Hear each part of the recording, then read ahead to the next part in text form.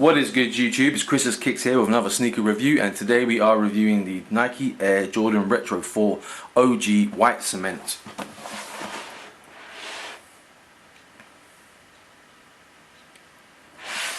So this is the fourth time that this colorway has released. The original version, the OG version, released in 1989. Again, it re-released in 1999. Then we had another version in 2012, and finally this OG version rebooted in 2016. So look at the box. It's a Jordan Flight box. You've got that cement on the bottom and Flight on the top. I've not bought a pair of 4s in a while, and I don't know if I'm wrong, but this box seems a lot smaller than the regular Jordan 4 box. It might just be me. And also, correct me if I'm wrong, but I thought Jordan 4 boxes were flip tops. This one is a lift off lid. I haven't bought a pair in a while, so maybe I'm wrong, but I remember Jordan 4 boxes were flip tops, but maybe I'm wrong. So, okay. Again, this is the fourth time this colorway is released, but this one has been labeled as the OG colorway, as in it's as true to the original 1989 version as possible, and that main difference, what we're all hyped about this shoe release for, we'll get straight into it, is the Nike Air on the heel of the shoe instead of the Jumpman logo. This was the key selling factor for this shoe, and it's why everyone is buying the shoe, because it's got Nike Air on the back. The weird thing is, the shoe's been released four times, so this is the fourth one. Only one of the 4 releases, the 2012 version, has a Jumpman on the back. The 89, the 99 and the 16 all have Nike Air on the back, so it's only 1 out of 4 that has the Jumpman logo on the heel, which is the 2012 one. But anything that's Jordan, when they put Nike Air on it, or Nike Air, sorry for you Americans, when they put Nike Air on the back, it hypes up the shoe. And honestly, that's probably the reason I bought the shoes. I'm not really a big fan of white shoes. They get dirty too easily, and when they look beat up, white shoes don't really look as good when they're beat down. So me personally, I'm not that big a fan of white shoes, but my thinking was I didn't really want them, but if I didn't buy them now, who's to say in a year or two I would have wanted these shoes and regretted passing on them because of the Nike Air part. So I picked them up, and yeah, I'll probably let them sit for a year or so before I start wearing them, just because I'm not a super fan of this colorway. But yeah, there's a lot of hype on them, and I've not owned the white cement colorway before, so might as well get the Nike Air ones. Okay, I'll give you a quick overview of the shoe. Let's get rid of the hang tag. Oh, you don't get a Nike Air hang tag. You do just get a Jumpman or Jordan Air hang tag. So it's not a Nike Air red hang tag, which is a shame. That would have been nice, because the old shoes did come with Nike Air hang tags, and no retro card either. I know some of the releases now, they're bringing back the retro cards. No retro cards. So you get this white leather upper. We'll talk about the quality of the leather in a minute. I'm not that impressed.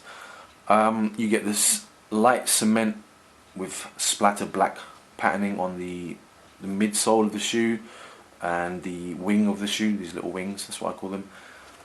Rear of the shoe, you've got that Nike Air on the cement colorway again. Inner side is the same, speckled cement midsole, white mesh netting, and the leather upper with the white midsole.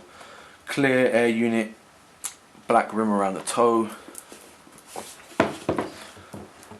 Jordan red Jumpman logo with the Flight on the tongue. And soles of the shoe, you do get Nike. So again, with the Nike branding, you would normally have a Jumpman logo here. So they have taken it back to the OG style and given you the red Nike logo on the sole of the shoe, which is a nice touch. Not that people look at footprints on the floor, but no one's going to see the bottom of the shoe. But having Nike there instead of the Jumpman logo, again, is a big selling factor. Yeah, so let's get into thoughts of oh, one last thing. The insoles do have a black insole with a red Nike Air branding on the insole.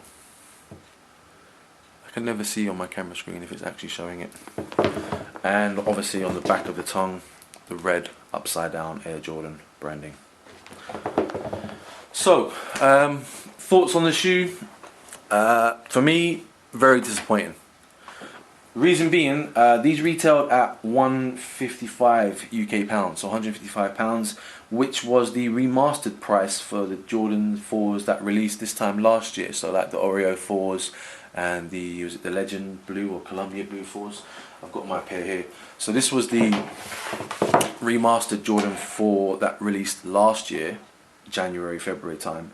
And you can see the quality of leather on this shoe is very nice. You can see that even on the tongue here. Look at the what do you call that? Creased leather. I can't remember the term. There's a term for it. But yeah, you can see the super softness of the leather they used on this shoe. They used leather on the wings. They used leather on the heel tab at the back. They stitched in a Jumpman onto the tongue. The shoe was just overall much higher quality leather than you're used to on your Retro 4s. And this released for £155 last year. So paying £155 for these ones, they're OG, as in the colorway, but they're not remastered, which is a bit of a disappointment. It would have been much nicer had the shoes been that remastered quality. Now, they're not bad quality, as in like the 2012 version, a lot of people said was like really cheap quality leather, that stiff, hard leather. I mean, these still, I'll try and get a close up, these still do have that sort of nice, they don't stay stiff when you press them. You know when you get that cheap leather that when you press it down it doesn't crease and make loads and loads of tiny little creases. So they are an okay quality leather. They are going to crease, but they're not the best quality leather that they could have used for the 155 price range, considering the remastered ones did come with that much higher quality leather. They have improved some parts though. One of my worst things about a Jordan Retro 4 is that heel tab. Now on the remastered ones, obviously you've got the leather version of it, but most Jordans come with this plastic heel tab. And for me, if I wear shoes in the summer, I often wear no-show socks or I roll down my socks, and this tab, it doesn't sit flush with, you can see on the front side, it doesn't sit flush with the heel, it overlaps. So this thing always stabs me in the back of the Achilles, back of my ankle, and it's really, really painful. So I end up either having to put a plaster on or have my socks sitting around that high, because this tab really, really digs in. I've got a pair of the black cement colorways. So this is the black cement 4s. This is, I think, from 2012 as well. So you can see Jumpman on the back and Jumpman on the heel, and you can definitely see that the quality on this one is very hard, whereas the quality on this one, look, you can see this one is soft and bending, quite easily bends, whereas this one, no chance, this one does not bend. So they've definitely softened up the heel tab on the back of the shoe, which is a really big improvement for me, because hopefully now that's not going to dig into my ankle as much. But overall, that's pretty much the only improvement I can see. That these panels obviously are a lot softer as well, the wings on the side of the shoe. But overall, not a great retro. The reason you're buying these is for the Nike Air and the nostalgia of it being the white cement colorway. Let me know what you think of the shoe. Did you manage to pick them up? They were apparently a very highly stocked general release shoe. I know it's weird to say Jordans are general releases, but they were enough stock that you should have been able to get a pair. But for some reason they did still pretty much sell out quite quick. They did release alongside the Drake Jordan 10 OVOs, and I was originally trying to get those, and if I got those I was going to pass on these, but yeah, my luck didn't come through on the Jordan OVOs, so I had these in cart at the time. And if you've shopped on Nike's website, you know that once it's in cart you've got at least 15 minutes of safety, you can't get cart jacked.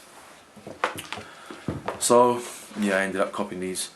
Yeah, let me know what your thoughts are on the shoe. If you picked up a pair, do you think the quality is great? Did you just buy them because of the Nike Air on the back? Do you think they're worth 155, considering the remastered ones were 155? Is 155 the new price point for Jordan 4s? If we do see a remastered version now, are we going to start seeing 160 or 170 for a remastered version? Anyway, let me know your thoughts in the description below. Subscribe to my channel if you want to see some more sneaker reviews. Share this video and like this video if you would. I would really appreciate it. If you want to follow me on social media, it's Chris_S_Ramos on Twitter and Instagram, but there will be clickable links in the description if you can't bother to type that in. So yeah, I hope you enjoyed the review, and peace.